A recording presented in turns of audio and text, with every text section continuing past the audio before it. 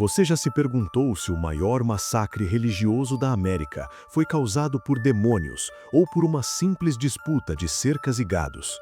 E se eu te dissesse que as bruxas nunca existiram, mas os vilões que as criaram usaram a Bíblia para esconder um projeto de limpeza social?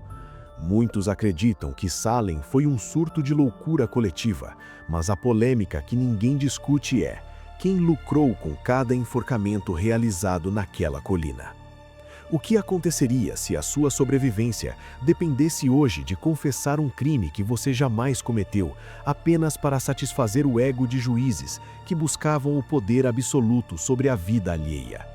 O cenário de 1692 não era de contos de fadas, mas de um inverno brutal e uma paranoia militar constante.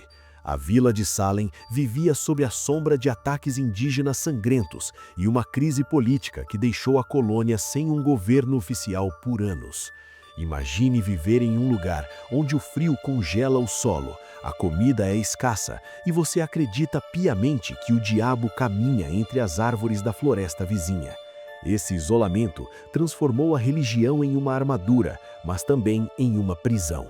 A tensão era tão palpável que qualquer faísca de comportamento fora do padrão era vista como uma traição direta a Deus e à comunidade.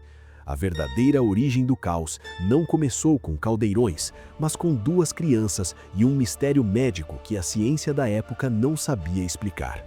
Betty Paris e Abigail Williams começaram a apresentar contorções violentas e gritos desumanos que desafiavam a lógica dos puritanos. Em vez de buscarem causas naturais ou psicológicas, a pressão social empurrou os líderes para a explicação mais sombria disponível. O diagnóstico de feitiçaria não foi um erro por ignorância, foi uma escolha deliberada para encontrar um culpado pelo sofrimento da vila. O palco estava montado para o maior erro jurídico da história americana.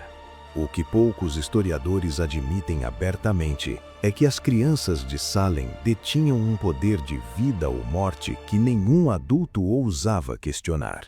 Betty e Abigail, as primeiras a manifestar os estranhos sintomas, tornaram-se o centro de um espetáculo público onde a dor física era a prova incontestável de pecado.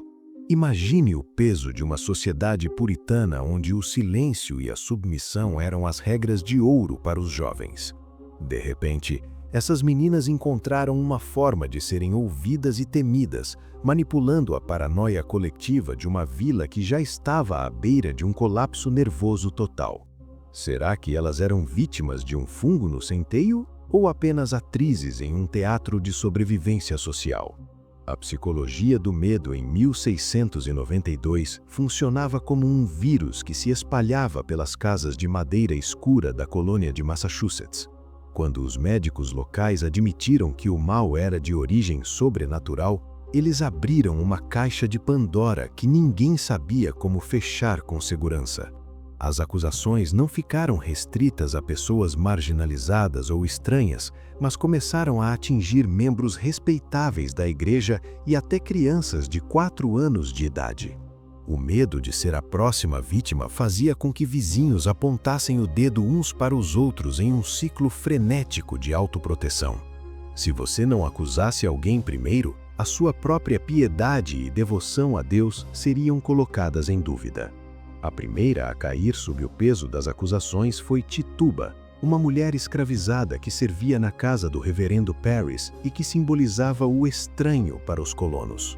Sob tortura psicológica e pressão extrema, ela entregou exatamente o que os juízes queriam ouvir: histórias de livros assinados com sangue e reuniões noturnas com o diabo.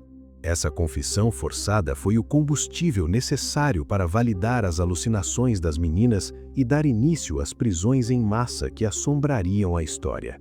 O que começou como um surto doméstico de 2 crianças rapidamente escalou para uma inquisição legal onde a verdade era a primeira vítima de um tribunal cego pela fé distorcida. O que torna o julgamento de Salem um dos maiores absurdos jurídicos de todos os tempos foi a aceitação da chamada prova espectral.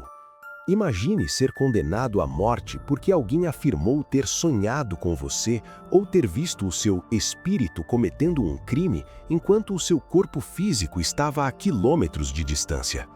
Os juízes de 1692 decidiram que o diabo não poderia assumir a forma de uma pessoa inocente, o que significava que, se uma vítima visse o seu vulto, você era automaticamente culpado. Essa lógica perversa eliminou qualquer possibilidade de defesa baseada em fatos, transformando o tribunal em um circo onde a imaginação das acusadoras era a única lei respeitada. A estrutura do tribunal foi montada não para buscar a justiça, mas para validar o fanatismo que já havia tomado conta da opinião pública. Juízes como William Stoughton não tinham formação jurídica técnica, mas eram motivados por um zelo religioso extremista que via o compromisso com a absolvição como uma fraqueza perante as forças das trevas. Naquele ambiente, o ônus da prova era invertido de forma cruel. O acusado deveria provar que não era um bruxo, algo logicamente impossível de se fazer. Se você tentasse usar a razão para questionar as acusações, os juízes interpretavam o seu intelecto como uma ferramenta de manipulação satânica, fechando todas as portas para a sobrevivência. A maior polêmica desse período foi a estratégia de sobrevivência imposta pelo sistema. Apenas quem confessava a bruxaria tinha chances de não ser executado. Aqueles que mantinham sua integridade e juravam inocência eram levados diretamente para a forca, enquanto os que mentiam e inventavam histórias de pactos diabólicos eram poupados para continuar delatando novos nomes. Esse mecanismo criou uma fábrica de mentiras institucionalizada, onde o sistema judicial premiava o falso testemunho e punia a honestidade com a morte. O direito de defesa foi totalmente sufocado pela necessidade política de manter o controle sobre uma população aterrorizada e submissa.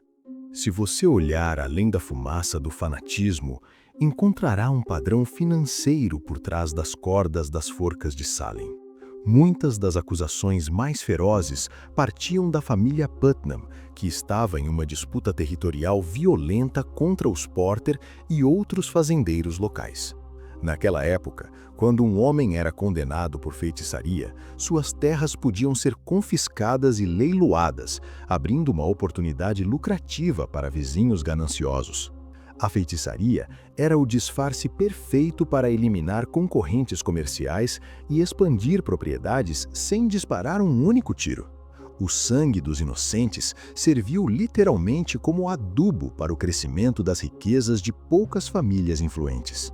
A face oculta desse massacre revela que o alvo preferencial não eram apenas mulheres pobres, mas proprietários de terras que se recusavam a pagar dízimos ou que questionavam a autoridade da elite religiosa. Um caso emblemático foi o de Giles Corey, um fazendeiro idoso que percebeu que o tribunal era uma armadilha para roubar seu legado. Ele escolheu morrer prensado por pedras, em uma tortura lenta e agoniante, em vez de se declarar culpado ou inocente. Ao permanecer em silêncio absoluto, ele impediu legalmente que o Estado confiscasse seus bens, garantindo que sua herança fosse para seus filhos. Sua morte foi um protesto silencioso contra a corrupção financeira do sistema. Essa rede de inveja transformou a vila em um campo de batalha onde o passado nunca era esquecido. Velhos rancores sobre limites de cercas ou casamentos arranjados que deram errado eram resolvidos no banco dos réus. As meninas acusadoras eram frequentemente instruídas por adultos sobre quem deveriam apontar o dedo, servindo como marionetes para as frustrações de pais e mentores. O que a história oficial muitas vezes omite é que Salem não foi apenas um erro teológico, mas um sistema de purificação econômica onde a espiritualidade foi sequestrada pelo capitalismo agrário mais cruel.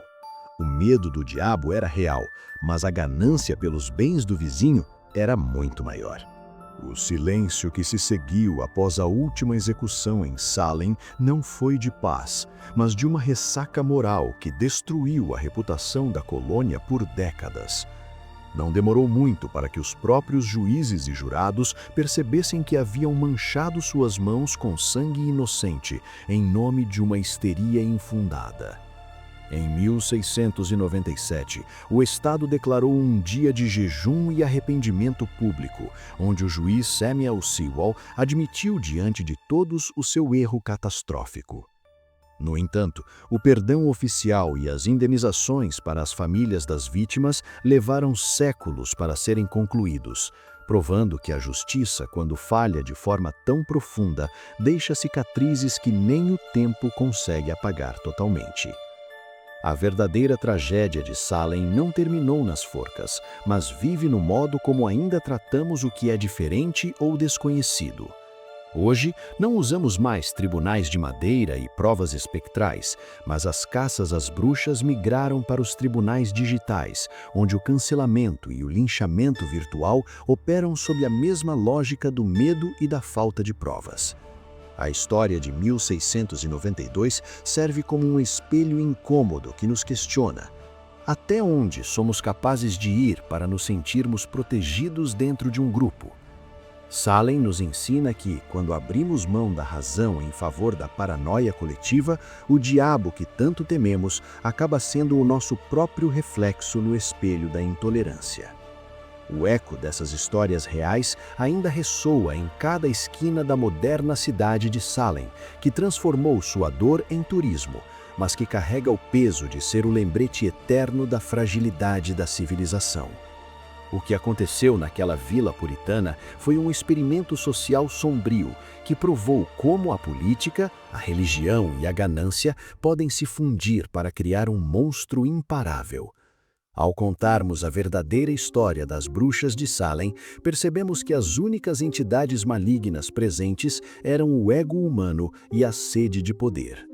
Enquanto não aprendermos com o passado, estaremos condenados a encontrar novas formas de apontar o dedo e acender novas fogueiras em praça pública.